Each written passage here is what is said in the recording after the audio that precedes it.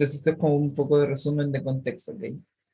Em, entonces, cuando uno tenía un conductor ahora, que es este cable, y uno somete sus terminales a una diferencia potencial, uno veía que se establecía una corriente,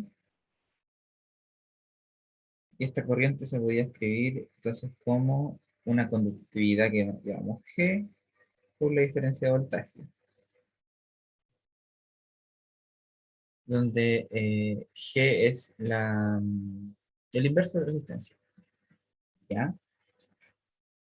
Y entonces aquí en este cable se establecía una corriente que fluía a través de ella, que significa que entonces hay carga moviéndose, ¿sí? La gracia es que nosotros estamos trabajando con carga que se mueve de manera constante. Es decir, si uno propone que la carga se conserve, que es decir que sigue la ecuación de continuidad, de J es la densidad de carga, la densidad de corriente, perdón. Entonces esto es igual a cero, pero como estamos en régimen estacionario, o que carga es constante, la corriente es constante, se va a cero. Y la ecuación que rige la corriente es que es indivergente y además vamos a suponer que los materiales son ómicos. Es decir, que J es proporcional a E y específicamente la constante de proporcionalidad va a ser una constante que es la conductividad. Entonces esto es lo que ocurre con un conductor, digamos, real. Se establece esta corriente y esta corriente entonces ahora, digamos, se descubre que tiene propiedades un poco distintas a lo que es el campo eléctrico, en lo que genera cuando interactúa con otras corrientes. Entonces ustedes vieron que cuando uno tenía dos cables y uno pasaba unas corrientes por ellos, dependiendo de la dirección, ¿no es cierto?, de estas corrientes, o los cables se atraían o se repelían. Entonces era como una especie de, había una fuerza adicional que no tenía que ver ahora con las propiedades eléctricas, sino que con las propiedades de que está esta corriente moviéndose. Y de esta cosa que, digamos, el profe de haberlos enseñado en clase muy bien, se deduce que hay una nueva entidad que se llama campo magnético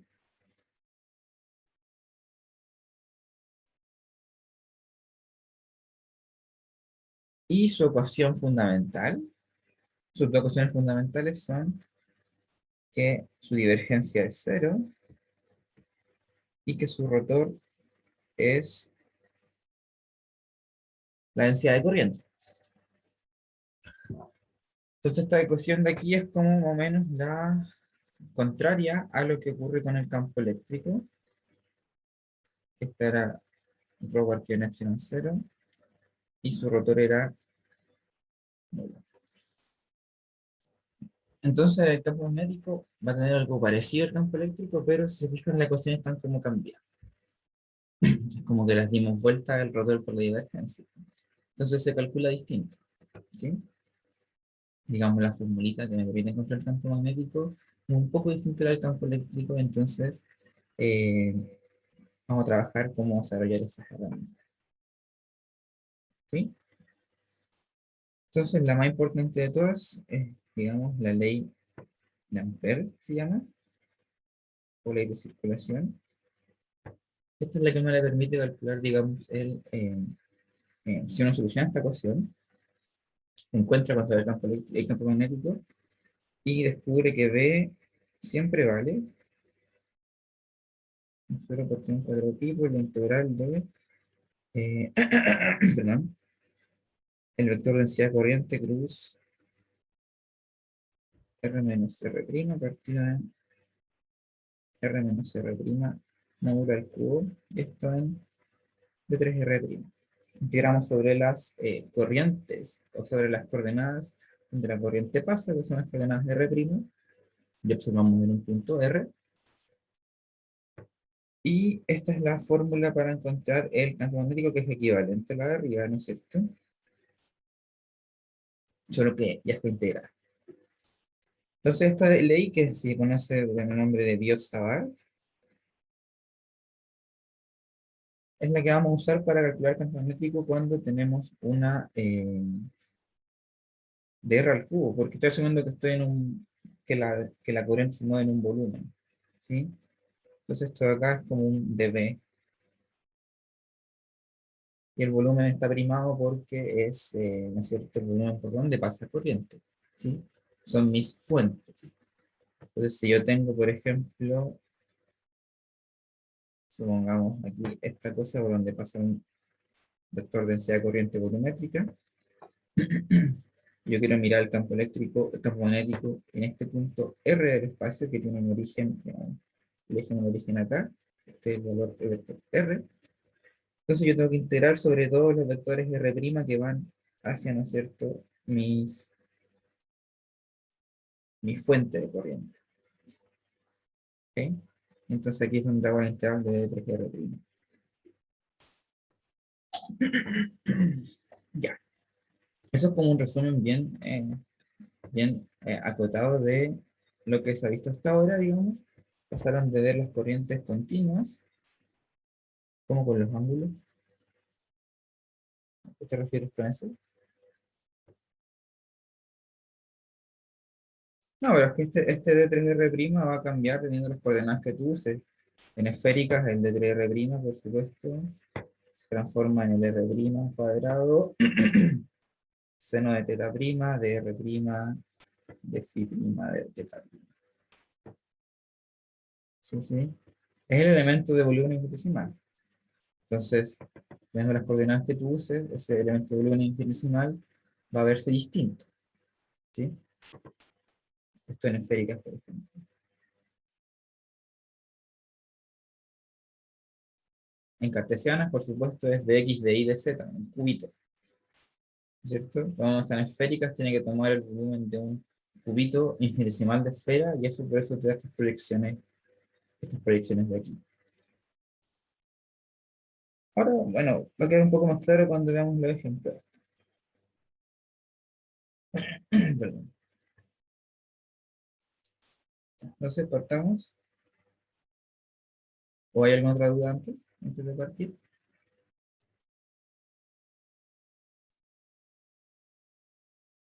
Si no, ya. Entonces, de nuevo. Entonces, en este problema vamos a tener algo que se llama una espira. Va a ser de radio A, perdón, y por la cual circula una corriente I. Entonces, en este caso, el vector I, si lo quiero escribir con todo el rigor, digamos, de la ley, va a ser un vector que va a tener la siguiente forma. I, o digamos, si quiero escribir el densidad de corriente, es I por una delta en Rho menos A, por una delta en Z, por unitario. Si es que estoy usando, por supuesto, las coordenadas, digamos, cilíndricas. Entonces, para allá va unitario, para allá va Z unitario, y para allá va unitario.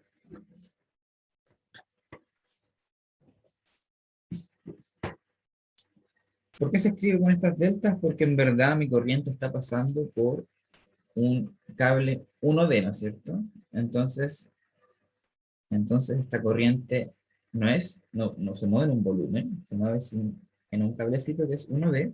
Entonces estas deltas de Dirac aquí dan cuenta de eso, y dan cuenta de por dónde va pasando por ρ igual a y z igual a 0.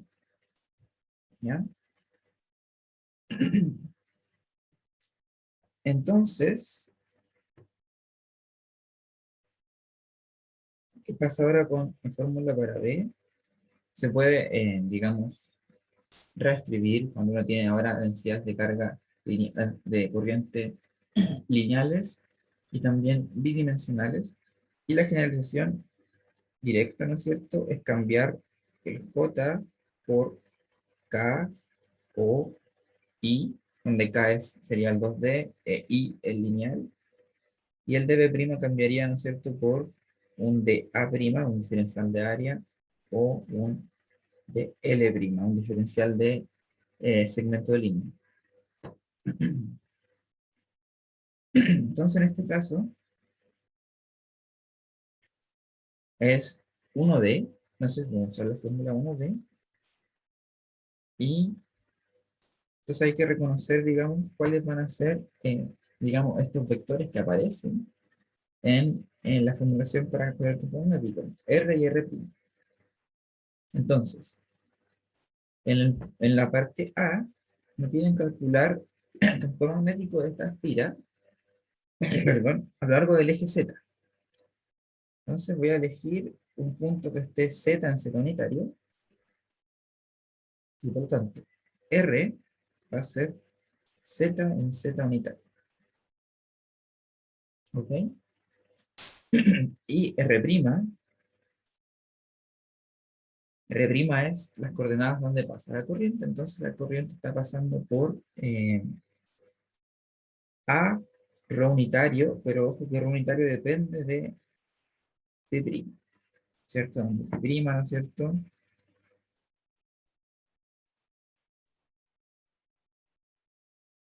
Sería el ángulo que voy a recorrer para dar vuelta a mi espira.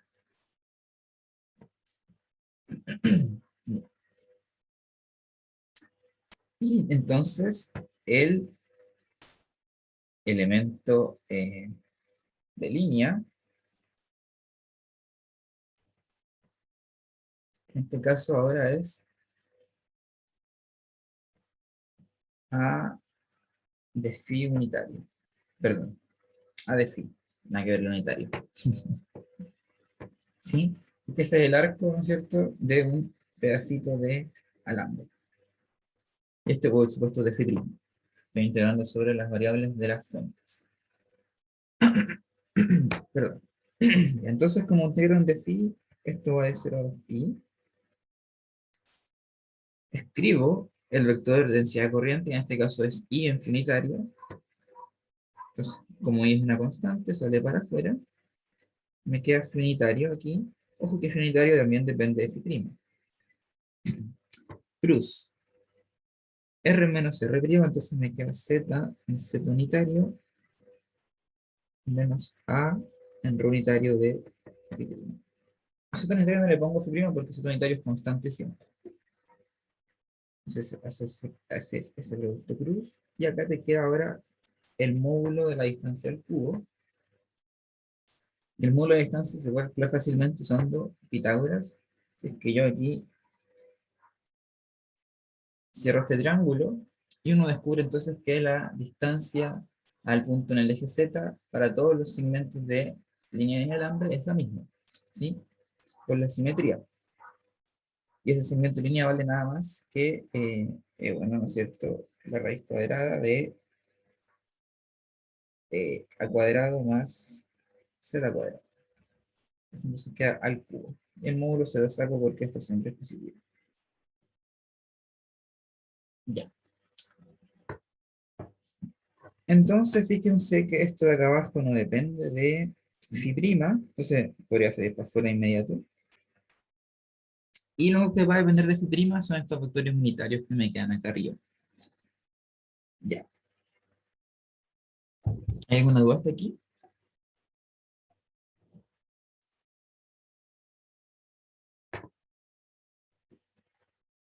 Ah, no lo he puesto. Perdón. Gracias. Tengo que integrar sí, todos los ángulos fibrinos. Ya. Entonces ahora queda hacer este producto cruz. Que vamos a hacerlo. Entonces tenemos fitongo unitario de phi', cruz z en z unitario más menos a en rho unitario de phi'. Ya. Ahora es bueno saberse los productos cruz, ¿no es cierto?, de los vectores unitarios. Entonces en cilíndricas uno lo que hace es que anota rho, phi, z. Entonces Si yo pongo aquí el cruz, esto es igual a Z. Si yo pongo el cruz aquí, esto es igual a rho. Si yo pongo el cruz aquí, se le aplica rho, esto es igual a phi. Y todos los que estén cambiados de orden tienen un signo atrás. Esa es una regla fácil, digamos, el producto cruz es cíclico en los vectores unitarios. Ya. Entonces, phi unitario cruz z unitario, por la regla que les mencioné recién, me da rho unitario. Entonces, esto es z rho unitario de phi prima. ¿Sí? Y phi unitario cruz rho unitario. Entonces, si yo anoto mi rho phi z, tengo acá un phi unitario cruz rho unitario. Entonces, los doy vuelta, eso me tiene que entonces dar menos z. Entonces, esto me queda más a z unitario. Sí, ya. Entonces, ahora voy a anotar esto aquí. Me queda que b es igual a mu 0 y sale una constante, ¿no es cierto?, del diferencial de línea de L. Acá abajo me queda el 4pi, integral de 0 a 2pi. Y arriba entonces me queda z en rho unitario de phi prima más a en z unitario, que no le pongo dependencia porque es una constante, es el vector unitario de phi. Y bueno, el módulo puede salir para afuera. Entonces, 4pi raíz de a cuadrado más z cuadrado al cubo. Ya. Y esto es de phi prima, perdón. Entonces, sí. Y ahora entonces lo que hay que hacer es describirlas explícitamente como depende del unitario de phi prima y hacer la integral. Entonces el unitario es x unitario coseno de phi más y unitario seno de phi. Entonces al hacer la integral es directo, ¿no es cierto? ¿A dónde vuelvo? Dime dónde, no menos. Digamos, había escrito ¿Dónde definiste la corriente? aquí, ¿no menos? Oh, sí, sí, sí, sí, sí. Ya, entonces está Ya, gracias. esta densidad de corriente que es ahora 1D, entonces por eso le pongo estas delta porque es 1D, se mueve en una alambre únicamente, y uno puede transformar la ley de Biot-Savart de corrientes 3D a 2D a 1D fácilmente, ¿no es cierto? Simplemente escribir ahora en vez de J, K o I y cambiar el diferencial de volumen por uno de área o de línea, como hicimos acá. Entonces escribo mi vector R, mi vector R', escribo mi DL, y ingreso todo eso a mi ecuación de Biot-Savart. Entonces me queda lo siguiente, donde hay que recordarse que los vectores unitarios dependen de las coordenadas, porque estamos coordenadas curvilínea, entonces el vector unitario va variando a medida que yo avanzo en la coordenada. ¿Sí? Consulta, ¿y qué le pasa a los deltas? ¿Qué delta? Ah, los delta. Ah, estos delta de Sí, sí, aquí. sí. Si uno escribe Son delta de Dirac, ¿o no? sí, sí, sí, son delta de Dirac. Entonces cuando uno escribe la ley tridimensional de Biot-Savart, que es la J cruz R menos R' y todo el cuento, es que como el J tiene estas deltas,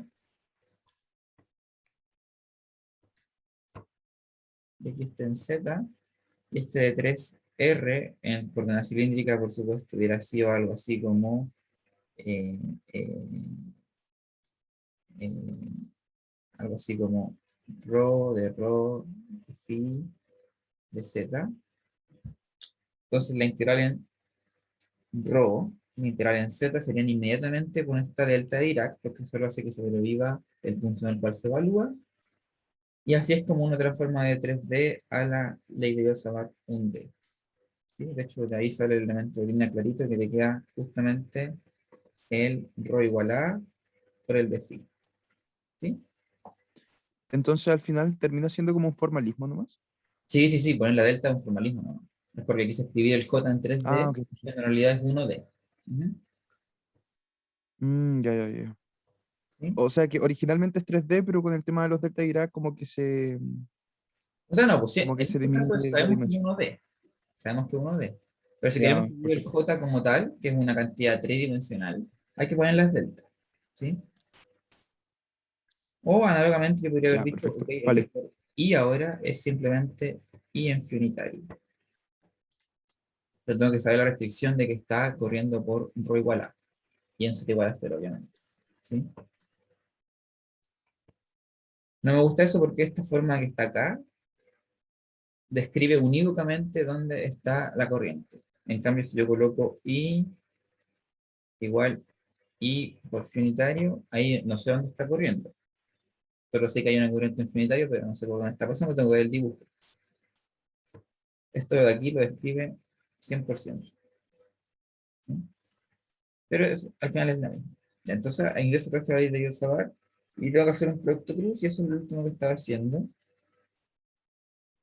Y este producto cruz, bueno, uso la mnemotecnia, ¿no es cierto? De que rho cruz phi me da z, phi cruz z me da rho y z cruz rho me da phi. Que si se fijan es hacerlo cíclico. ¿Sí? Tienen que estar en orden, por supuesto, las coordenadas, los complementarios. Recuerden que tienen un orden, ¿no es cierto? X y Z, rho, phi, Z, R, teta, phi, en las tres coordenadas usuales. Ese orden es para que estén definidos de manera eh, mano derecha, digamos. Si uno los cambia de orden, como que ya la embarra, digamos. No quiero entrar en ese detalle. Ya, pero entonces uno usa esta regla, hace los productos cruces y llega a lo siguiente. Entonces ahora, como el rho unitario, perdón, voy a cerrar la ventana que hay un ruido.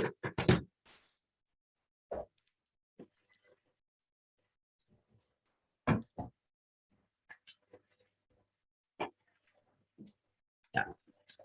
Entonces ahora uno que encuentra para hacer su integral, tiene que escribir cuánto vale el rho unitario del phi prima. ¿Sí? Porque hay que integrar ese rho unitario. Y entonces aquí escribo cuánto vale el rho unitario en términos de un ángulo phi.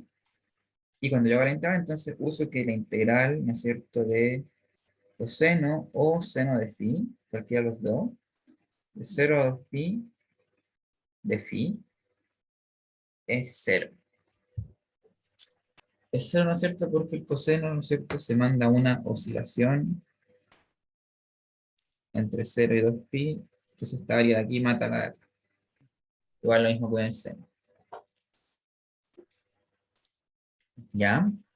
Entonces, se mueren esas partes que van en el unitario y tiene todo el sentido del mundo. ¿Por qué? Porque las contribuciones magnéticas a lo largo de la espira, ¿no es cierto?, están dando componentes que se van eliminando exactamente. Por ejemplo, esta de aquí elimina la de aquí, la componente radial, porque apunta en direcciones opuestas.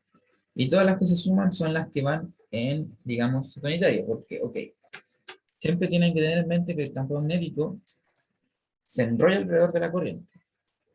Entonces, ok, yo tengo una corriente que hace círculo así, tum, tum, tum, tum, tum, ¿ok?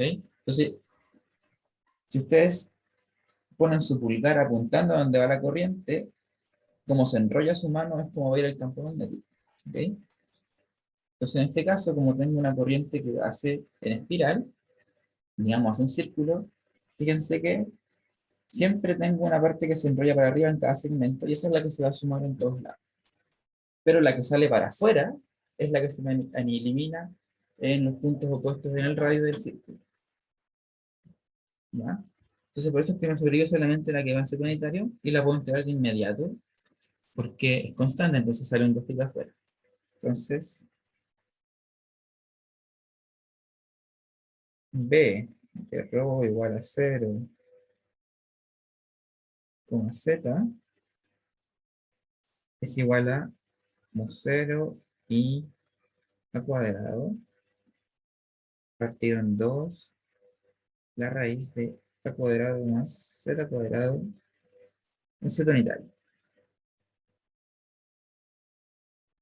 Esa es la respuesta final de esta pregunta. Ah, ya, lo último es que siempre tengan en mente que el campo magnético se enrolla a través de la corriente. Entonces, una forma sencilla de visualizar para dónde va el campo magnético es que ustedes pongan su pulgar apuntando hacia dónde va la corriente y cómo se enrolla su mano a través de su pulgar es cómo va a ir el campo magnético. Entonces, en este caso de las piras, es fácil aplicarlo porque, bueno, voy aplicando cómo se enrolla a lo largo del círculo y me doy cuenta que las componentes θ se suman todas, mientras que las radiales son las que se eliminan. Es justamente lo que descubrimos al hacer la integral. Las componentes radiales se eliminaron.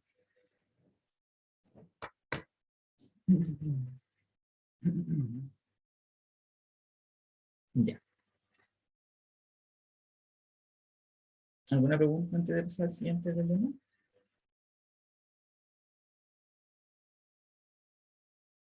¿Qué gráfico? ¿El campo magnético?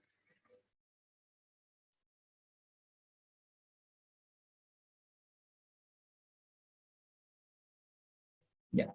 Voy a reflejar ambas cosas que mencionaste. Si ustedes tienen una corriente I así, el campo magnético se va a enrollar a lo largo de esa corriente y va a ir así. ¿Sí? Eso es lo que uno llama la regla de la mano derecha, en este caso. ¿Por qué? Porque B, el valor de I siempre lo dan, sino como que lo de sí, I es un dato, que tienen que pasar cuánta corriente pasa por el cable. ¿Sí? Más adelante en el curso, no, siempre hace dato. A lo más va a haber una corriente ligada. Por ejemplo, cuando vayan a hacer magnetización, es cuando un objeto se magnetiza producto de estar expuesto a un magnético, ocurre similar a lo que ocurría con polarización, que el objeto se polarizaba. Entonces, esa polarización te daba una corriente ligada, que era una corriente, digamos, que está relacionada, ¿no es cierto?, con que microscópicamente los átomos se están desplazando el centro del electrón, ¿cierto? Entonces te genera una carga afectiva.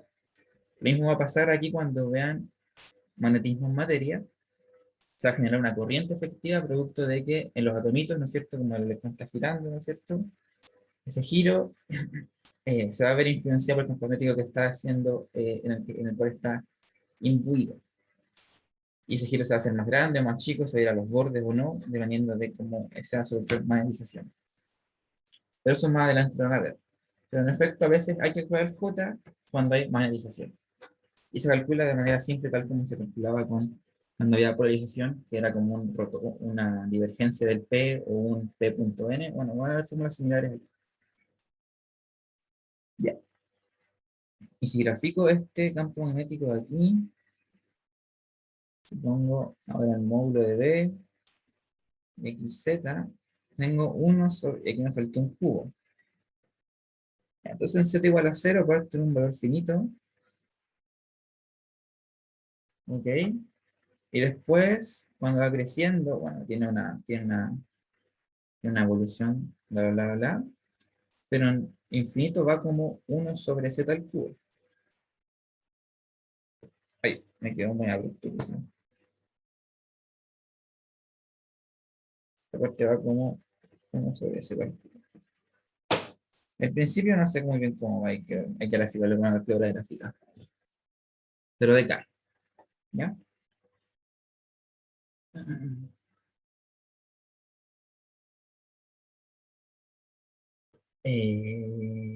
Entonces, si no hay más preguntas, vamos a lo siguiente. Entonces, ahora en el problema B, me ponen la misma espira, que pasa la misma corriente a través de ella, pero ahora me dicen que calcule el campo magnético, no en Z, sino que estando yo un poco movido del eje Z. Esta distancia que yo me corro va a ser epsilon.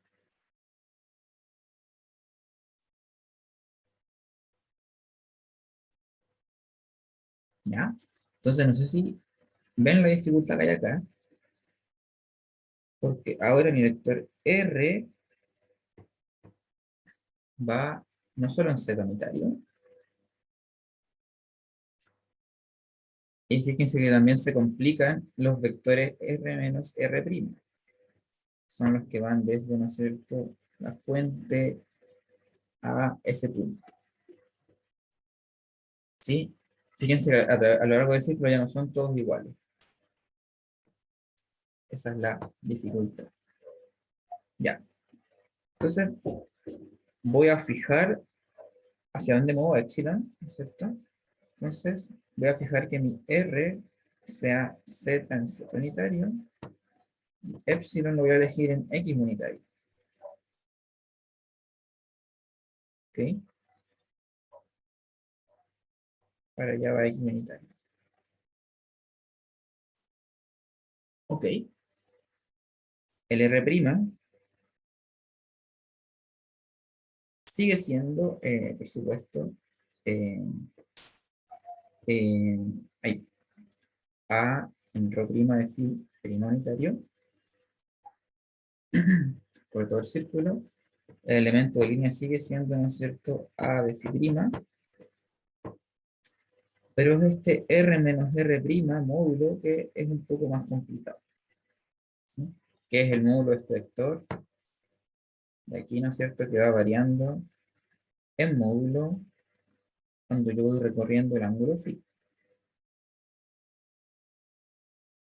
¿Sí?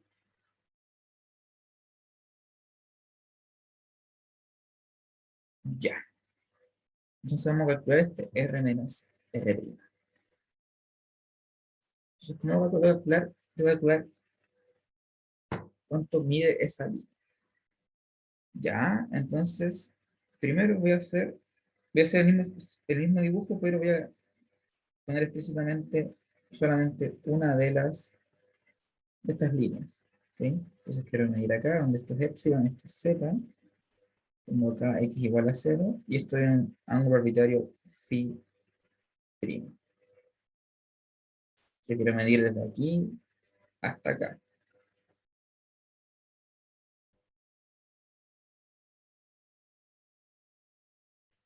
Porque, bueno, sí. Sí, mira, si yo lo miro desde arriba, te estoy pidiendo el campo, digamos, en un punto epsilon del centro. Entonces yo alineé mi sistema de coordenadas de manera de que este epsilon estuviera en X unitario. Nada más que eso. Pero en verdad es general, ¿sí? Yo puedo rotar todo esto para que el epsilon vaya en cualquier lado.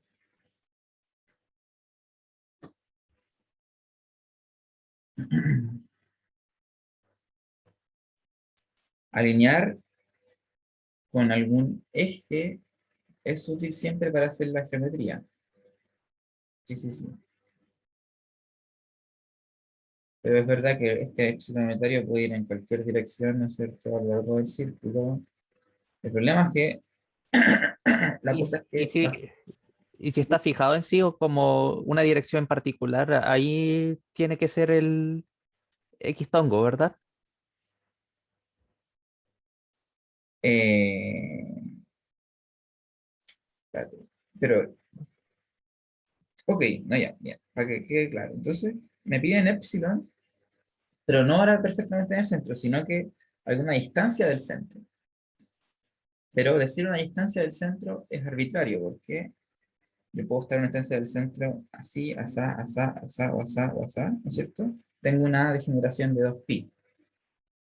Entonces eso habla de que hay una Mm. simetría igual en el problema, donde sea que yo ponga mi epsilon corrido, yo siempre puedo alinear ese epsilon con un eje fijo. Y eso es lo que estoy haciendo ahora. Alineo ese epsilon con un eje fijo, en este caso me casé con x unitario, para poder hacer los cálculos más fácil y después este unitario si quieres lo transformas a unitario al final.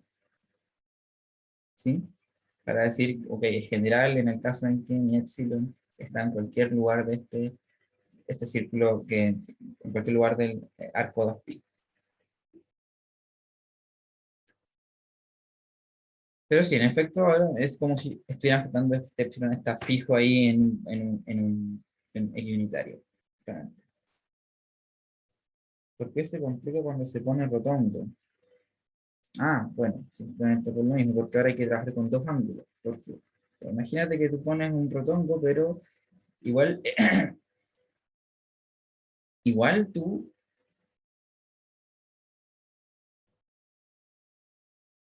imagínate ya, lo pones en cualquier lugar de, digamos, el círculo unitario, lo tiras para allá, digamos. Entonces, ok, en tu sistema, digamos, cilíndrico usuales, ok, tú tienes tu ángulo que parte de aquí, tu fibrima, y tú lo que quieres hacer es calcular la distancia desde este punto hasta el punto este, ¿no es cierto? Y va a ser algo como así. Entonces, esa distancia va a depender no solo del fibrima, sino de que un ángulo phi sobre el cual recae este punto de opción acá. Va a depender de un teta. Va a depender de la resta en realidad. ¿Sí? Entonces, como depende de la resta de teta menos phi prima, lo que yo estoy eligiendo es hacer teta igual a 0, casándome con el eje X unitario. Y así es como simplifico los cálculos, si no tengo que estar acarreando todo el rato un ángulo extra. ¿Sí? En todos mis cálculos. ¿Se entiende por qué es más fácil el casarse con un eje, alinear el problema con un eje? Y si no, me aparece este ángulo teta aquí todo el rato. Va a aparecer todo el rato, porque tengo que calcular la distancia entre todos los puntos de circunferencia con este punto epsilon. Y está en un lugar arbitrario de la circunferencia, digamos, entonces me aparece ese ángulo y no tengo nada que hacerlo. Es que ese ángulo caracteriza la posición donde está, digamos, el punto que quiero analizar. Recuerden que para decir un punto del espacio tengo que dar tres coordenadas. En cilíndrica, rho, phi, z. Entonces, este teta que está acá es evidenciar que estoy dando la coordenada phi de mi punto de observación. ¿Ok?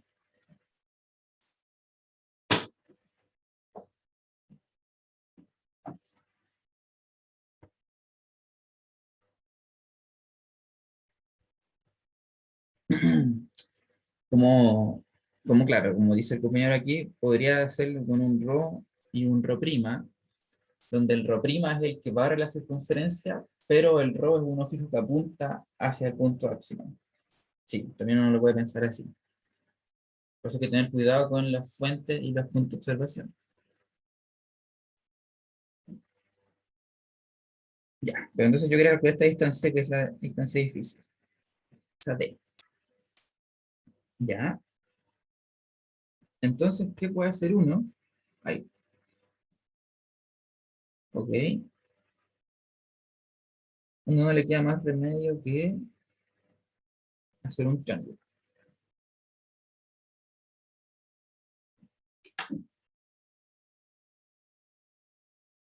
Ok, a ver, entonces, ¿cómo había hecho esta entera? Me olvidé. Entonces estaba el fin.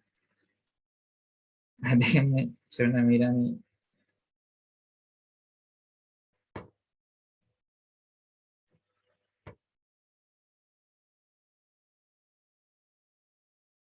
Ah, ya. Sí, aquí, aquí está el dibujo correcto. Ya. ¿Ya? Ok. Entonces, claro. Y aquí, aquí ya lo vi. Ahí está el segundo que uno tiene que ser. ¿Ya? Entonces, si yo, el epsilon, que está en equinoccio en este caso, tiro para abajo, me crea un nuevo centro, ¿no es cierto? Digamos. Y este centro de aquí, yo puedo tirar para allá una línea, digamos. Y ahí cierro el triángulo que tiene una distancia que no conozco, que es esta. Tiene otro cateto que conozco, que es el Z. Y otro que me interesa, que es el D. Justo como lo dejé acá. Entonces aquí, este es el triángulo que voy a remarcar en otro color. Este es el triángulo que es importante hacer. ¿Sí? Donde este de acá es rectángulo, por supuesto. Ya. Entonces voy a mirar desde arriba el dibujo. Entonces tengo aquí esta distancia es epsilon. Por supuesto, esta de acá va a ser a menos epsilon.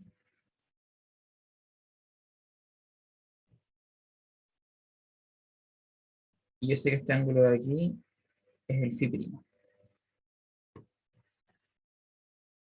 ¿Ok? Entonces, primero me interesa calcular cuánto vale este segmento de aquí, que va a ser uno de los catetos de mi triángulo importante morado, y después voy a hacer Pitágoras. Entonces, ese segmento de aquí, para calcularlo, tengo que utilizar el teorema del coseno, porque conozco este, conozco el ángulo y conozco este. ¿Sí? Entonces, este de aquí que vamos a llamarle, llamémosle, B. B va a ser la raíz cuadrada de eh, a cuadrado más epsilon cuadrado menos 2a epsilon coseno de phi prima. Entonces, después, una vez que tengo el B, que este parte de aquí, y este aquí yo sé que es z, entonces después D vale, usando Pitágoras, la raíz cuadrada de B cuadrado más Z cuadrado. Entonces Z cuadrado más A cuadrado más epsilon cuadrado menos 2a epsilon coseno de phi prima. ¿Sí? Entonces fíjense que esta distancia D depende de phi prima como debería ser, ¿no es cierto? Porque a medida que yo voy recorriendo el círculo, la distancia desde un segmento de línea a mi punto va cambiando, obviamente, puesto que ya no estoy centrado. Ya, y ahora se pone más o menos feo, ¿no es cierto? Porque ahora lo que está dividiendo no puede ser de la integral, porque es integral en eso. Entonces, ok, no sé, quedó en 4pi, y, que es la corriente que pasa por la espira, integral de 0 a 2pi, y ¿cuál había dicho yo que era mi vector R? Perdón, mi vector, digamos, el corriente primero. Entonces se va en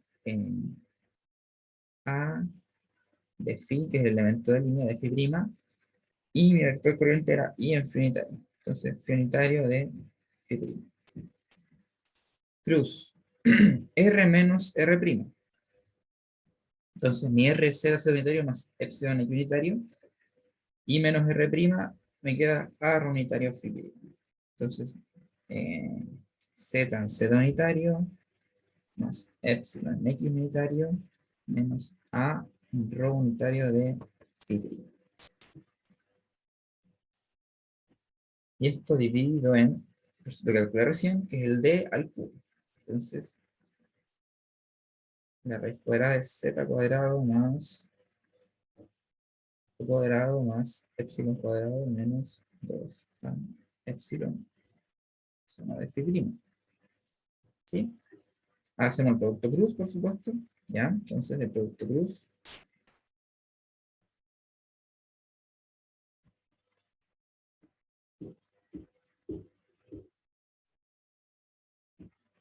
producto cruz. Como tengo un epsilon x unitario, ¿no es cierto? Es medio raro hacer producto cruz entre coordenadas cilíndricas y coordenadas cartesianas, entonces paso todo a cartesiana. Entonces, el finitario, o paso todo a cilíndricas también, es la alternativa. El finitario es menos eh, coseno menos seno de phi prima en x unitario más coseno de phi prima en y unitario. Esto va a hacerle cruz con z unitario más epsilon menos a coseno de phi x unitario menos a seno de phi prima prima y unitario. Y ese es el producto de los que no pasa. ¿Ya? Entonces con los cartesianos es fácil, porque x cruz y me da z, y cruz z me da x, z cruz x me da y. Y los inversos tienen un signo menos. Ya, entonces,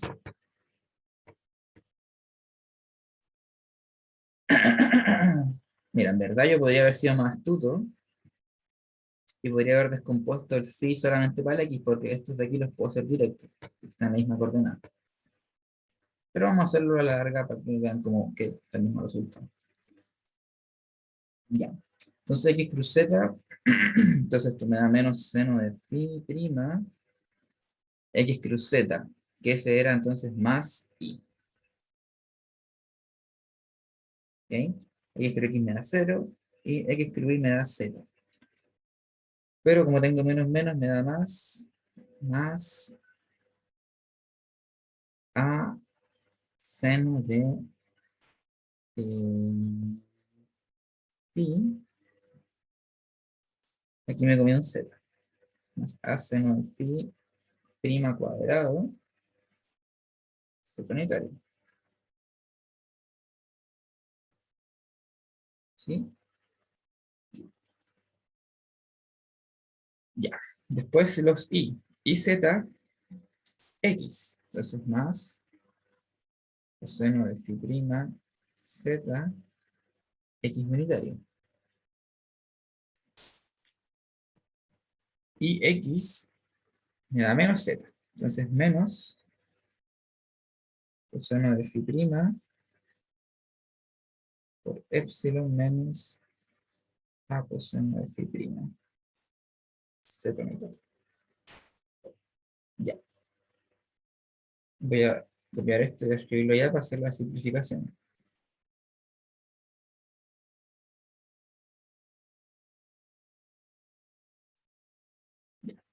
Entonces fíjense, aquí aparece una que se van a sumar al cuadrado, ¿cierto? Que es justamente la componente z que va a aparecer.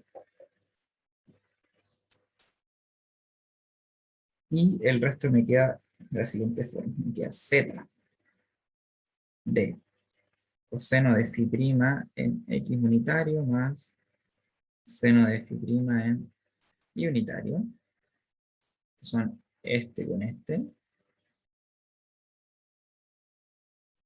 Me queda lo que va en z solito, que va a quedar más a z unitario. Y me queda la contribución esta de acá. Esta me queda solita, menos epsilon coseno de phi prima z unitario.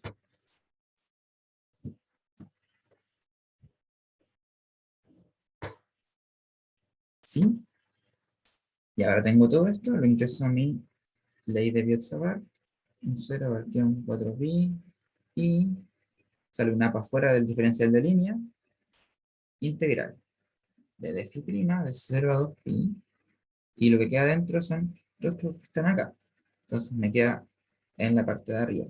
Para escribirlo compacto, esto lo voy a escribir como rho de phi prima unitario, ¿ok? Pero ustedes saben que se puede descomponer. Entonces me queda z, rho de phi prima unitario, más a menos epsilon coseno de phi prima, z unitario. Y ahora está dividido en la raíz cúbica de a cuadrado más epsilon cuadrado más z cuadrado menos 2 epsilon a coseno de phi prima. Y ahora si se fijan, esto es el cubo. Si se fijan, ahora las componentes radiales no se me van a cancelar, no estoy justamente en el centro. ¿Sí? Eso se ve directamente de que la integral en rho prima unitario no se va a morir de inmediato cuando yo la integre. ¿Sí? Porque aquí abajo hay un coseno de phi prima. Ya. Entonces el problema me pide, bueno, como esta integral va a ser muy difícil, no lo intenté hacer, pero estoy seguro que es difícil. El problema me dice que considere epsilon mucho menor que a. ¿Ya? Bueno, y también epsilon mucho menor que z. Pero nos va a servir más el primero. Entonces, ¿qué puedo hacer cuando yo considere epsilon mucho menor que a? Acá abajo me aparece dos veces epsilon. Y voy a entonces sacar un a para afuera. ¿Ok? Entonces, de a para afuera sale como un a cubo. ¿Sí? Sí, sí, sí. Ya, entonces ahora me queda entonces el b de la siguiente forma. Como 0 y a 4pi cubo integral, ¿no es cierto?, de phi prima. Aquí todo esto de acá arriba, que no me importa por ahora. Y acá abajo salió el a y me queda raíz cuadrada de 1 más z sobre a al cuadrado más epsilon sobre a al cuadrado menos 2 epsilon sobre a coseno de fibrina. Y esto al cubo. ¿Sí? Entonces ahora la gracia va a ser que voy a poder expandir esto de abajo usando que epsilon es mucho menor que a, porque entonces esto de aquí va a ser mucho menor a 1. Y por supuesto esto de aquí también va a ser mucho menor a 1. Voy a quedarme esta orden lineal en epsilon, por lo tanto, voy a hacer que el 1 partido de la raíz de todo esto que está acá adentro sea más o menos ¿a qué cosa? A 1, como está el cubo, entonces me sale un menos 3 medios por lo que es pequeñito. Y lo que es pequeñito entonces es lo que va con menos 2 epsilon a, y lo que es epsilon cuadrado lo voy a botar, entonces me queda más, el 2 me elimina el 2, y me queda 2 epsilon sobre a coseno de fibrina.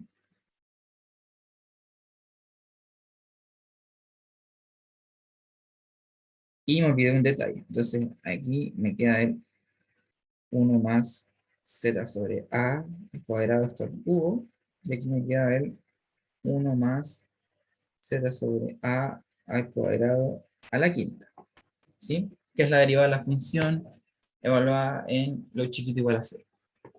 Ya. Entonces esta integral ahora sí va a ser un poco más fácil, porque fíjense que lo que está abajo va a lo mismo, ¿cierto? Una constante, el denominador, y tengo que integrar solamente lo que me aparece arriba. Ya. Entonces démosle con eso. Entonces ahora b es igual a mu 0 y a 4pi al cubo integral de phi prima de. Voy a escribir el z rho unitario explícitamente. Z coseno de phi prima en x unitario más z seno de phi prima en y unitario. Son simplemente hacer la expansión en Taylor. ¿Sí? Entonces, uno considera que todo esto de aquí es un delta, tiene que hacer la expansión de 1 sobre la raíz de 1 más b cuadrado más delta. ¿Sí? Y hacer ese Taylor al orden lineal en delta, que es lo que está acá. ¿Sí? Donde b es z sobre a. Entonces aquí voy a ponerlo explícito, z sobre a. Y el delta es el chiquito. ¿Sí? Esto al cubo. Entonces por eso sale primero 1 al cubo, después 1 a la quinta, que es la derivada, ¿no es cierto?, de la función.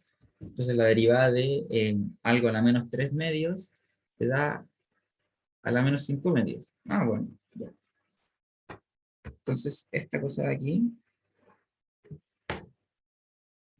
se puede escribir como, si esta es mi función, f, f de z, perdón, tenemos esto de aquí, x, más fácil. Entonces uno tiene f de x más delta. ¿Sí? Esto entonces por el teorema de Taylor, uno lo puede escribir como f de x más f' de x por delta más f2' de x por delta cuadrado medios, y así seguir hasta infinito. ¿Sí? Y yo me voy a guardar solamente hasta el primero. ¿Sí? Entonces me queda el f de x más f' de x por delta. Entonces, ¿cuánto vale f de x? Es f con el delta evaluado en 0.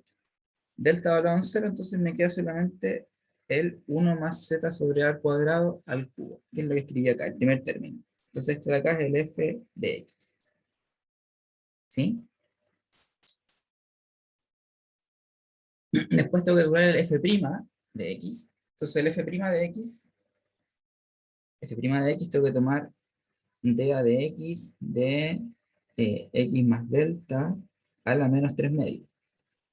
Eso entonces te da menos 3 medios, x más delta a la menos 5 medios. ¿Sí?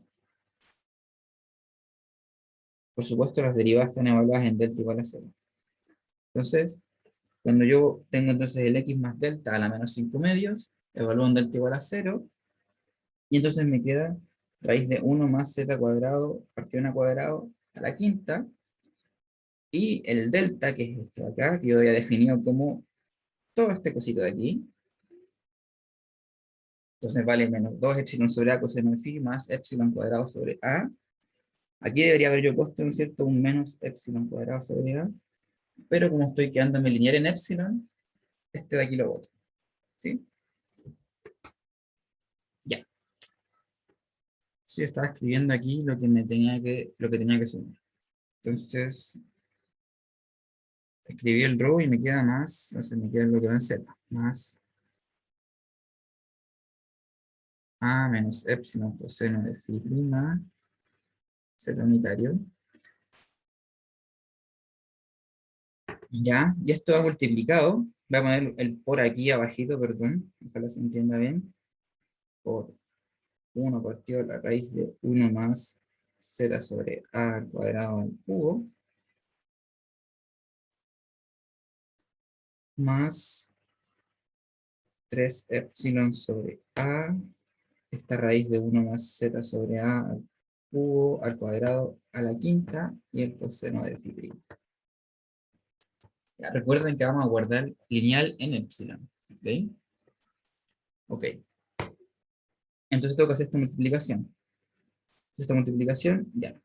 Voy a escribir los términos aquí multiplicados. Entonces me va a quedarme, perdón, me va a quedarme. Entonces me va a quedar el rho phi prima partido en la raíz de 1 más bla bla bla al cubo. Ese es los dos primeros por el primero. Después te queda un más z rho prima infinitario por 3 epsilon coseno de phi prima partido en a la raíz de 1 más bla bla bla a la quinta. Después viene un más a menos epsilon coseno de phi prima z unitario partido de la raíz bla bla bla bla al cubo. El tercero por el primero.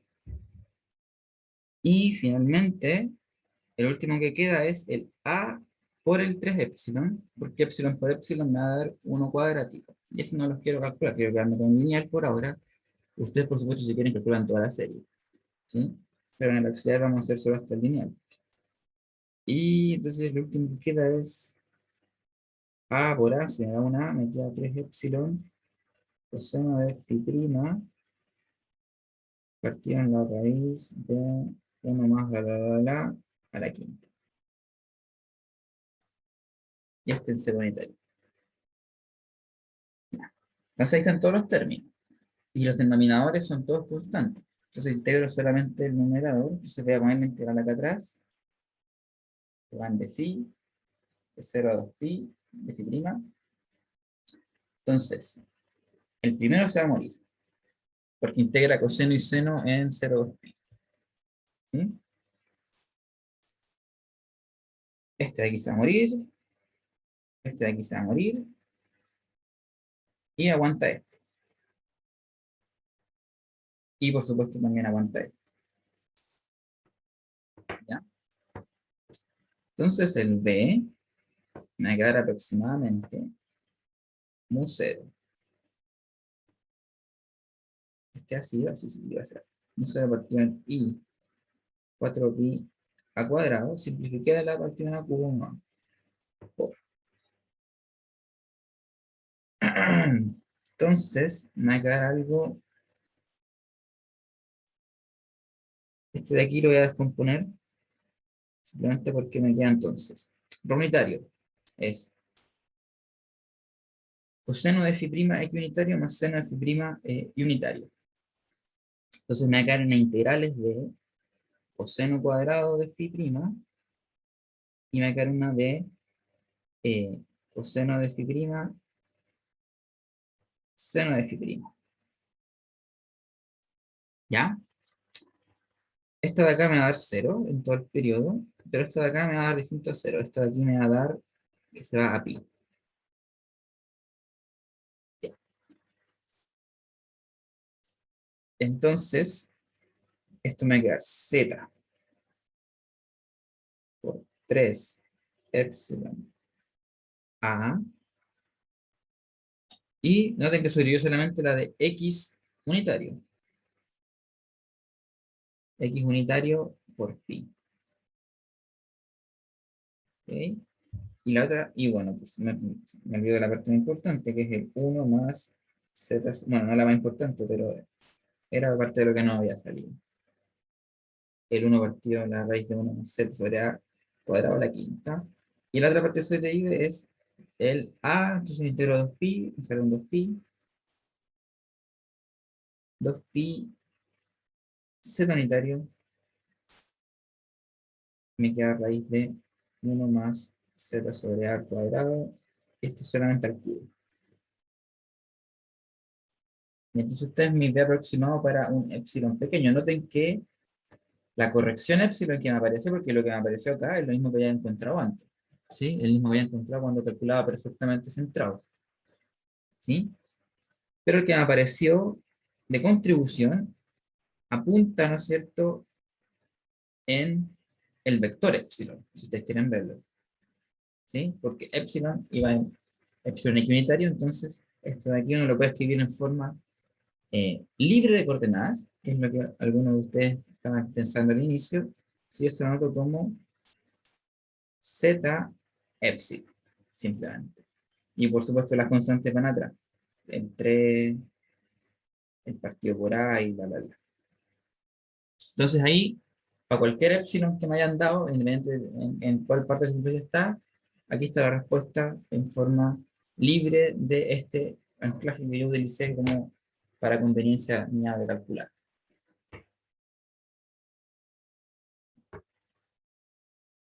¿Ya? ¿Alguna duda con este problema? Yo tengo una pregunta. ¿Cómo te eliminaste la primera integral? Esta de aquí. Sí. Porque esta yo sé que el unitario es coseno de phi más seno de phi, ¿no es cierto? En equinitario y en unitario. Y si yo integro coseno de phi en 0 a 2pi me da 0. Esa es la razón. Lo mismo que si integro seno de phi.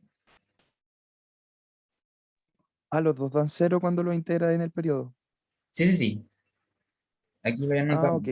eh, ¿Dónde está? Ah, entonces cuando uno integra el seno y da 2, eso es entre cero y pi, ¿cierto? Aquí está. Cuando integras coseno y seno de 0 a 2pi te da 0. Cuando integras hasta la mitad, ahí te da finito. Ahí te da la cuadrada Ah, ya, arriba. perfecto. ¿Sí? Ya, buenísima, vale.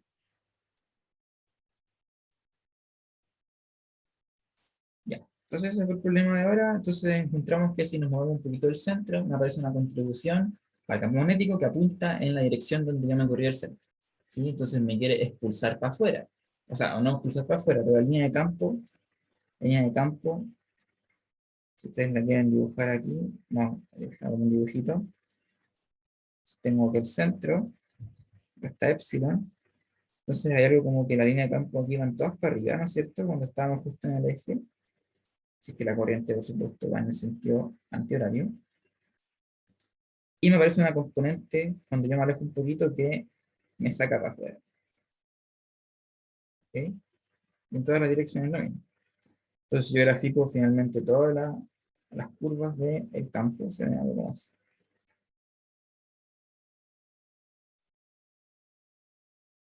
¿Sí?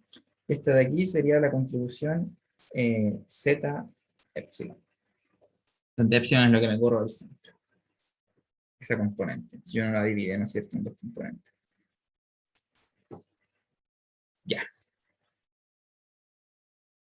Oye, una consulta, ¿y cómo lo podríamos generalizar para Rho? ¿Para dónde? ¿Para cómo? Para Rho. Aquí lo hice. Si tú te das un epsilon en cualquier dirección que no sea necesariamente en equiunitario, ¿no es cierto? como yo sé que epsilon x unitario es mi vector epsilon, ¿no es cierto? El que me corre del centro, entonces lo escribo como tal, y entonces después yo puedo tomar cualquier vector epsilon y esta fórmula va a seguir siendo correcta. ¿Sí? La gracia es que te desvía hacia donde tú te corriste. Ya, ok, gracias. ¿Sí, sí? Entonces aquí tú podrías poner un epsilon que ya no vaya en X unitario, sino que vaya en cualquier lugar de la circunferencia y vas a poder calcular el campo magnético en ese punto. El problema, el problema tiene una simetría, entonces por eso uno lo puede escribir en esta forma en que esta cosa no depende digamos, del ángulo tan explícitamente. Obviamente depende del ángulo porque aquí uno se casa con una dirección del vector epsilon, ¿sí? Pero yo siempre puedo girar todo mi sistema para que, digamos, esos ángulos estén alineados.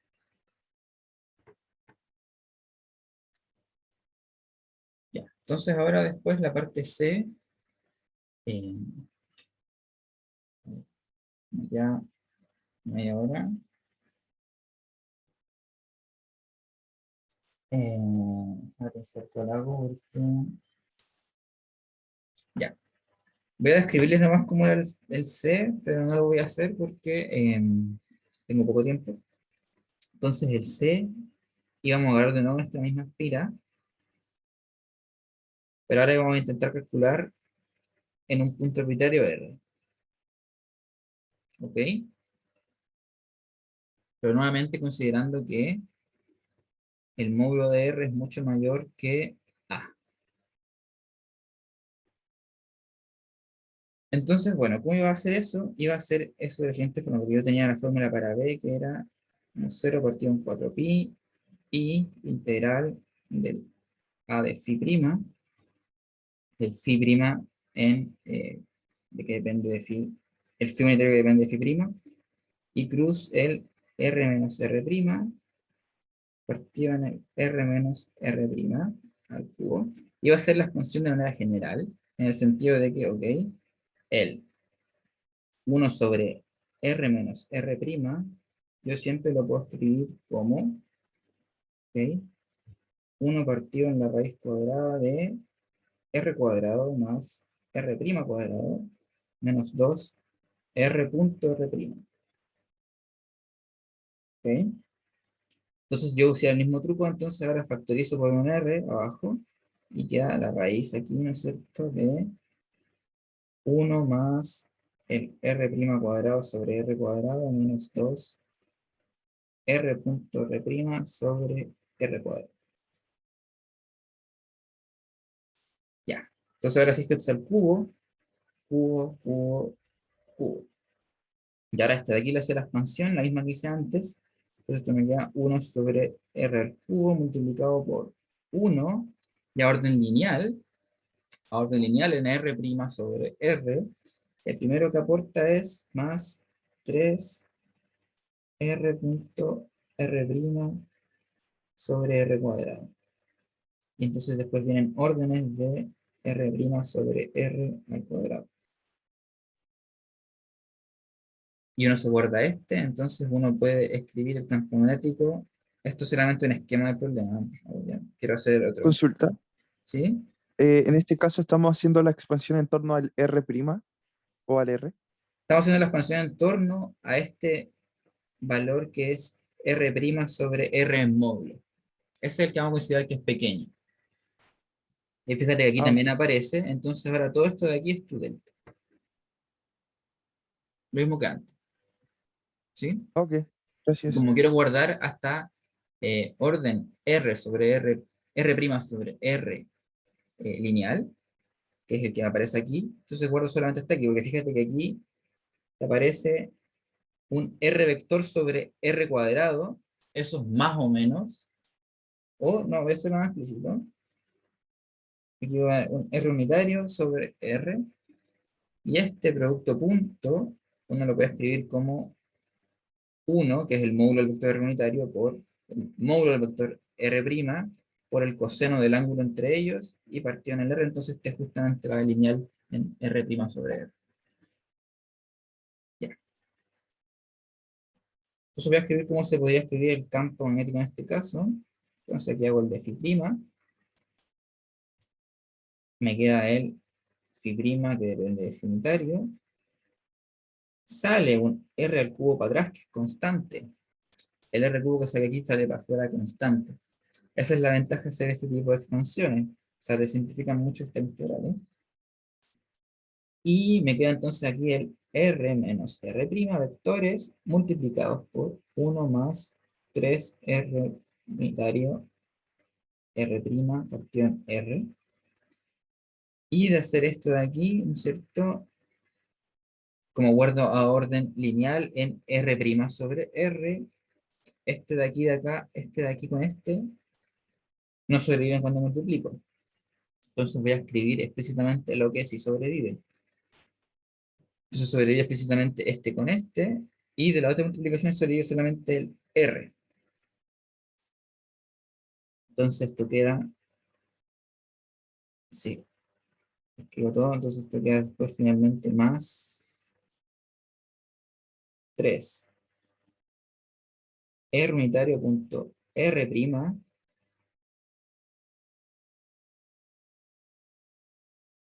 en la dirección de r unitario. Ahí está. Y así es como uno calcula el campo magnético de un objeto cuando yo estoy muy lejos de ese objeto. ¿Sí? Esta es la fórmula cuando considero que esa lejanía está, considero la corrección lineal de esa lejanía. ¿Sí? Más adelante en el curso van a descubrir que esta fórmula es general y lo que sale dentro de integral uno lo puede definir de alguna forma como el momento magnético del sistema. Que recuerden que los campos que van como 1 sobre r cubo, ¿no es cierto? Son los dipolares. Si va aumentando la potencia, son peripolares, quintupolares, etc. Entonces, básicamente lo que iba a hacer en este problema era calcular la aproximación dipolar de este campo. Pero me lo voy a saltar para calcular uno más, uno un poco que les puede ayudar un poco más. O sea, no sé si ayudar, pero para no aburrirlos tanto con la espira. Entonces, en la D, yo creo que este es uno de los últimos que voy a hacer, me dicen que ahora yo tengo mi alambre, pero yo lo enrollo. Entonces,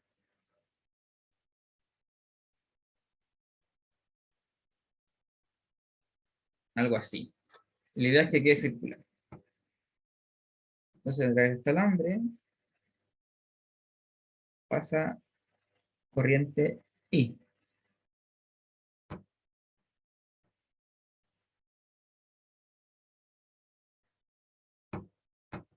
Y me tiene que calcular el campo magnético ahora en el eje de esta alambre o tipo disco.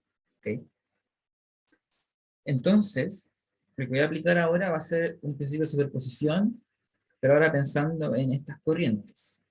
¿Okay? Tal como en electrostática, ustedes superponían, no sé, de repente si querían hacer un hueco en una figura, le ponían una cosa con carga negativa al objeto sólido para simular el hueco.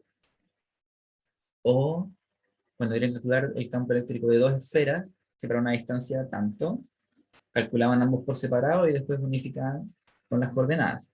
Eso es lo que le llamábamos el principio de superposición. Entonces aquí voy a hacer lo mismo, pero voy a hacer una pequeña aproximación. Y es que voy a decir que este espiral, como el alambre va a ser tan finito, tan delgadito, puedo asumir que hay está formado por muchas espiras. ¿Ok?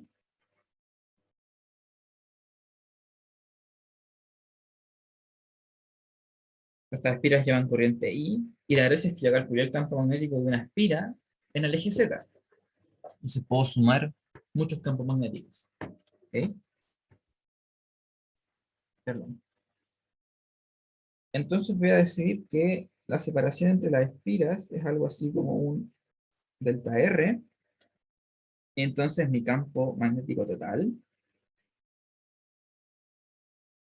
va a ser la sumatoria de los campos magnéticos de espira de radio, eh, de radio delta R por N, y sumo en N. ¿Ok? Entonces, el campo magnético de una espira, y esto por supuesto en el eje Z. Entonces esto va a ser unitario porque estoy yendo solamente en el eje Z por si acaso, no en otro lugar. Entonces de espira de radio R, ese campo magnético valía mu 0 y fracción 2 a cuadrado. Y aquí aparecía, bueno, R cuadrado, y abajo aparecía R cuadrado más Z cuadrado al cubo. Ya. Entonces voy a escribir esta suma. Entonces, sumatoria en N de B espira. Bueno, sale para afuera un montón de constantes, ¿no es cierto? 0 y 2. El R no es una constante, obviamente, porque es la cosa que variando dentro de mi suma. Entonces me queda delta R al cuadrado por N al cuadrado partido en la raíz cuadrada de delta R por N al cuadrado más Z al cuadrado al cubo. Y la idea es pasar esta suma a una integral. ¿Ok? Entonces voy a hacer un truco, bueno, que es el truco, digamos, clásico. Entonces voy a multiplicar y dividir por un delta R.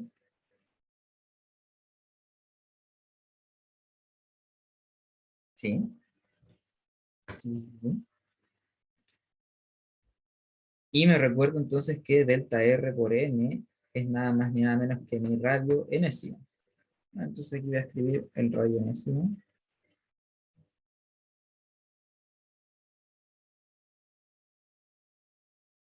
¿Sí? Y esto entonces me va a quedar igual. Mu 0 y partido en 2. Voy a dejar un delta R para fuera de la sumatoria. Sumatoria en N de Rn cuadrado delta R partido en la raíz cuadrada de Rn cuadrado más Z cuadrado al cubo. Entonces, si yo tomo que delta R es muy chiquito, tiende a 0, pues esta suma se transforma en la integral.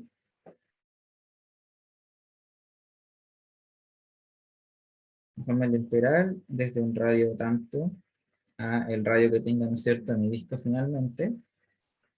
Voy a llamarle R de R cuadrado de R partido en la raíz cuadrada de R cuadrado más Z cuadrado al cubo. ¿Sí? Donde esta integral es muy difícil de hacer, así que no la voy a hacer, por el bien de todos. Pero ¿qué es lo interesante en este problema? Es que, ok, pude aplicar una superposición de una manera, digamos, sencilla, pero queda una indeterminación. Si se fijan,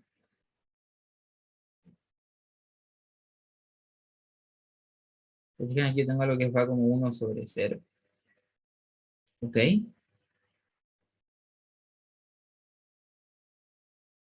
No, no, no. Mira, este R es el radio de este disco, digamos. ¿Sí? ¿Sí? R es el radio del disco que se me formó de... Salía ahí. No sé si salía en el C1, puede que... Es que cuando sale con cúbico, ahí se puede hacer un poco... Ahí se puede manejar. Si sale con cuadrado, también se puede hacer por sustitución. Uno tiene que hacer algo así como R igual tangente de algo. No me acuerdo exactamente. Pero con eso sale.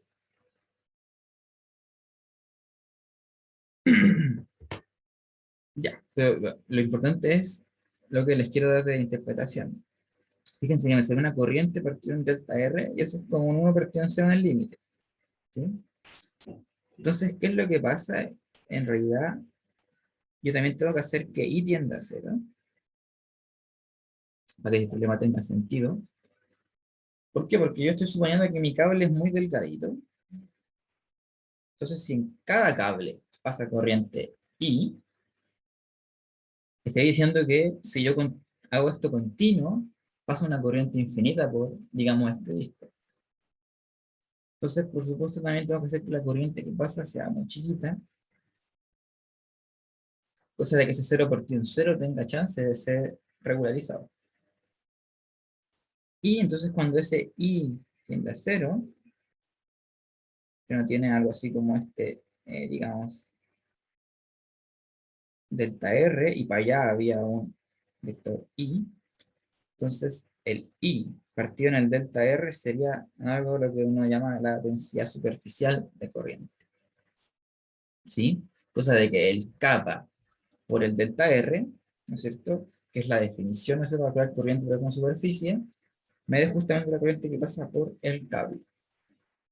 Entonces ahora si es que el I tiende a 0, y a la vez el delta R tiende a 0, y digamos eso converge más o menos bien a esa constante K, el problema está definido, y entonces sería análogo haberlo hecho con, definiendo este K en principio usando la ley de Biot-Savart bidimensional. ¿Sí? Pero simplemente les quería... Ah, lo siento. Es un DR grande. Sí, sí, sí. Sí, sí, mala anotación.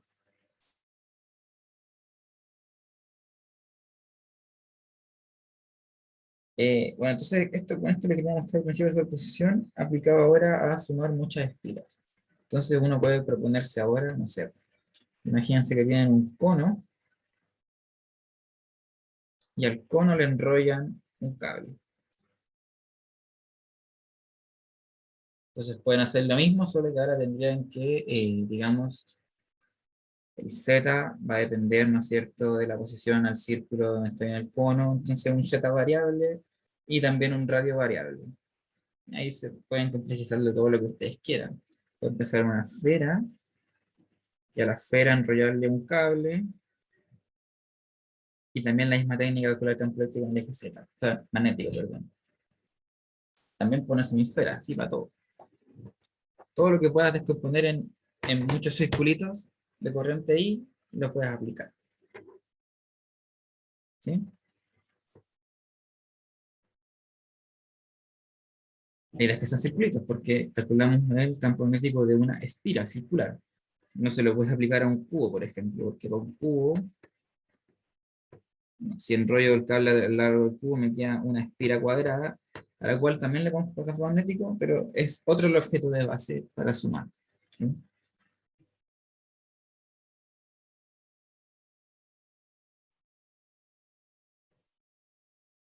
Ya. Finalmente, para que no piensen que todo lo que hicimos fue en espiras, les traje el último problema, que es una semiespira. Entonces, va la corriente para allá y el círculo está incompleto. Ustedes imaginen, ¿no es cierto?, que el circuito se continúa de alguna forma, cosa de que esta configuración sea posible. ¿Ya? Entonces me piden calcular el campo magnético en el otro semicírculo.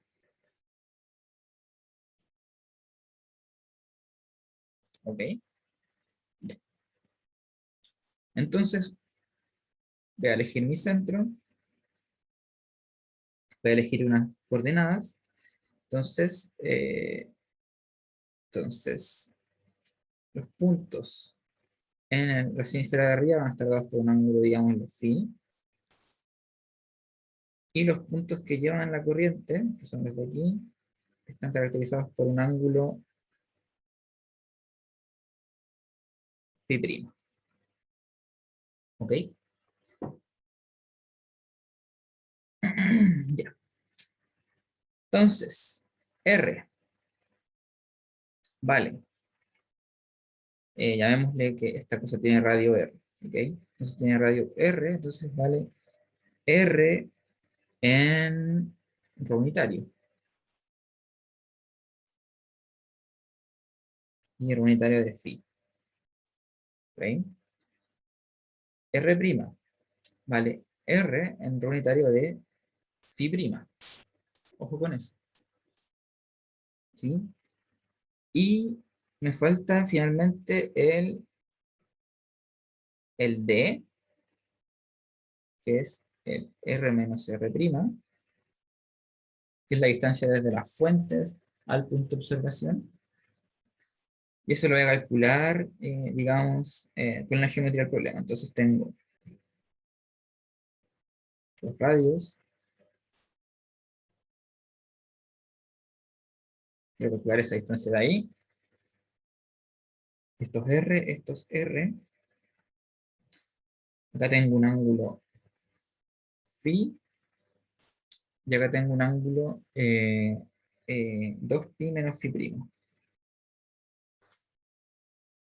¿Ok? Entonces, aplicando el teorema del coseno, entonces la distancia de, vale, la raíz cuadrada de r cuadrado más r cuadrado menos 2r cuadrado. Voy a escribir lo más simple, como 2r cuadrado. Y queda el coseno de ese ángulo, que vale la suma de estos ángulos que están aquí. Entonces vale 2pi más phi menos phi'. Pero como el coseno es periódico de 2pi lo puedo sacar.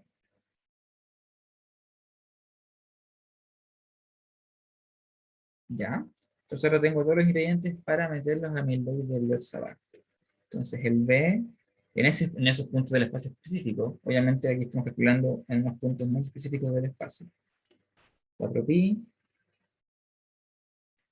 me sale un R del elemento de arco, ¿no es cierto? R de phi', entonces 0 a 2pi de phi', la corriente va en phi' unitario de, perdón, phi unitario de phi', se me enreda aquí un tanto prima y no prima. ¿Ya? Entonces aquí me queda, sale otro R cuadrado, del R menos R', ambos llevan un R y me queda el ρ' de phi', el ρ' de phi, perdón, menos el de phi', que pura tontería.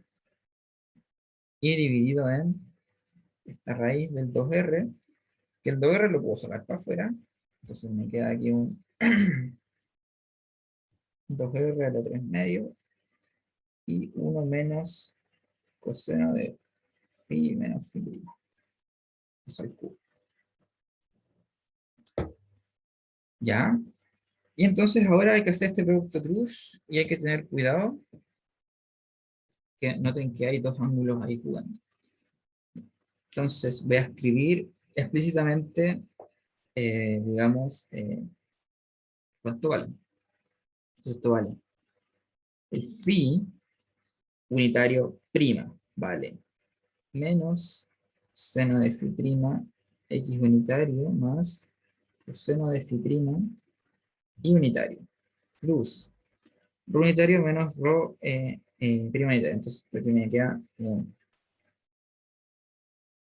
coseno de phi menos coseno de phi prima en x unitario más seno de phi menos seno de phi prima en unitario. Ya. Hago las multiplicaciones y va a quedarme lo siguiente. Me queda. Entonces x por x da 0 y por x, no. X por x da 0, sí. X por y me da 0. Entonces me da z unitario menos seno de phi prima por seno de phi menos seno de phi prima. Y entonces después el otro me queda ix unitario, que se vale menos z también. Entonces, menos z unitario, coseno de phi prima, y me queda coseno de phi menos coseno de phi prima.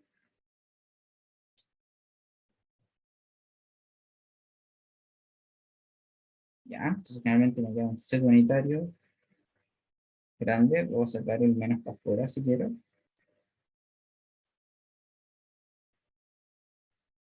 Y aquí, a ver, me está quedando medio raro, ¿no? Entonces, seno de phi prima por seno de phi menos seno de phi prima al cuadrado, si ya está bien, más coseno de phi prima coseno de phi menos coseno cuadrado de phi prima. ¿Ya? Entonces esto, no ven que lo puedo simplificar. Lo puedo simplificar. Fíjense, aquí se me suman estos, me quedan 1 o un menos 1. Y me queda menos z unitario. Y estos términos de aquí me arman una suma de ambos. Coseno de phi, coseno de A, coseno de B, más seno de A, seno de B, es coseno de A menos B. Me queda aquí el coseno de phi menos phi prima, y me queda menos 1. Entonces lo voy a escribir con el menos por fuera, para acá, para acá, que lo muevo para el lado,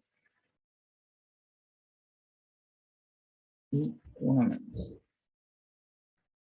Ya, entonces el B me iba a quedar mu 0 y 4pi, el R cuadrado que salía para afuera, integral 0 de pi de phi prima, y me queda lo siguiente, 1 menos coseno de phi menos phi prima, partido en la raíz de 1 menos coseno de phi menos phi prima, pero al cubo. Entonces, este lo voy a eliminar de acá arriba, un 1, y se me va el 3. Y queda a esa integral de aquí, y que uno la puede hacer, bueno, uno la puede usar utilizando que esta cosa es lo mismo que 2 veces el seno cuadrado de pi menos phi prima medios. ¿Ok? Entonces a uno le queda b igual a, ok, 0 y r cuadrado partido en 4pi, un raíz de 2. Me olvidé, ¿no es cierto?, también de que había por acá un 2r a la 3 medios por 2r a la 3 medios, integral de 0 a 2pi de phi prima de 1 partido en el seno de phi menos phi prima medios. ¿Ya? Este integral de aquí, porque hay demasiados trucazos, ¿cuáles? O sea, son, es usar, digamos, la suma de los ángulos, también de nuevo aquí utilizar suma de los ángulos, es trigonometría, ¿sí? Y este integral de aquí, bueno, este sí va a ser un golazo, no lo voy a hacer a mano, pero esta te da logaritmo de la tangente, voy a escribir la, digamos, integral de 1 partido en el seno de x es logaritmo natural de la tangente de x medios.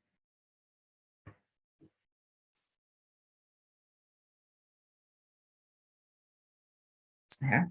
Este es el único golazo que les voy a pasar, literal. Pero todo lo demás son digamos, las reglas trigonométricas. O sea, ya, mira, ¿cómo saber que uno puede transformar esto en esto? Hay una regla muy fácil.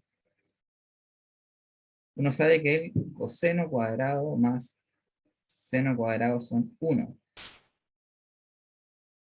¿Y cuál es el otro que uno sabe? Uno sabe que el coseno cuadrado menos el seno cuadrado es coseno de 2x. Asuman que los que no tienen el paréntesis van con x. Entonces, si aquí ustedes suman o restan, estas dos ecuaciones van a sacar dos ecuaciones distintas. Si las suman, van a quedar con coseno cuadrado de x es igual a 1 más coseno de 2x medios. Y si las restan, van a quedar con que seno cuadrado de x es igual a 1 menos coseno de 2x medios. Y la que puse fue la de abajo, ¿sí? A la integral esta sí se las concedo como un poco más triquiñuela, no sé. Ahí no la quise hacer a mano. Pero esto es lo que da, entonces después ustedes reemplazan, tiran los límites y les va a dar el campo magnético en esta espira que falta. ¿Sí? Ya. ¿Alguna duda? ¿Comentario? Lo que sea. Sí, o sea, si es que no. Bueno, es que es difícil saber cuando no tiene primitiva. Uno siempre puede preguntarle a internet cuánto es la integral. Eh, pero sí, hay que saber buscar bien y puede usar resultados de internet, no hay problema. En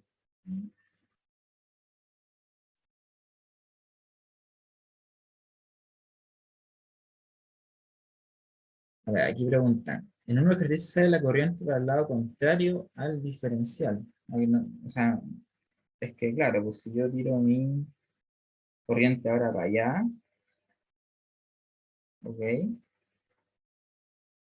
Yo aún voy a recorrer el phi' en la dirección correcta de las columnas cilíndricas. En ese caso van en dirección opuesta. Hay un menos para atrás, ¿no?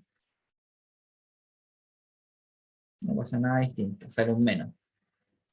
¿Sí? Esta corriente es equivalente al menos I que había utilizado yo en todo este ejercicio. Así que hay un menos para atrás, ¿no?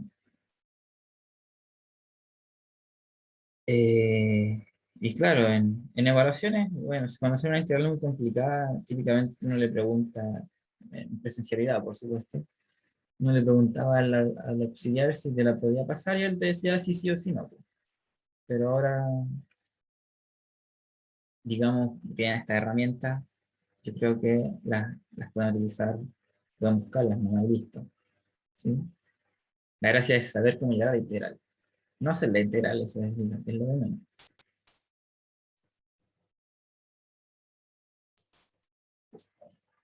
¿Mm? ¿Alguna otra duda? Por ejemplo, los puntos importantes de este problema era, lo más importante de todo es esto.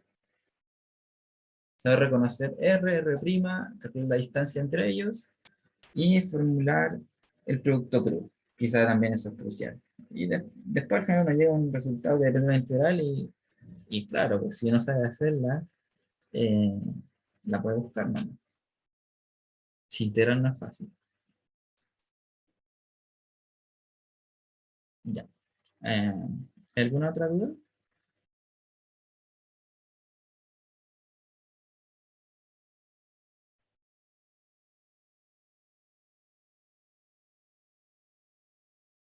Ok, si no hay más dudas, entonces terminamos aquí. Y bueno, espero que les vaya bien hoy día, en la tarde. Ánimo. Chaito, gracias por venir.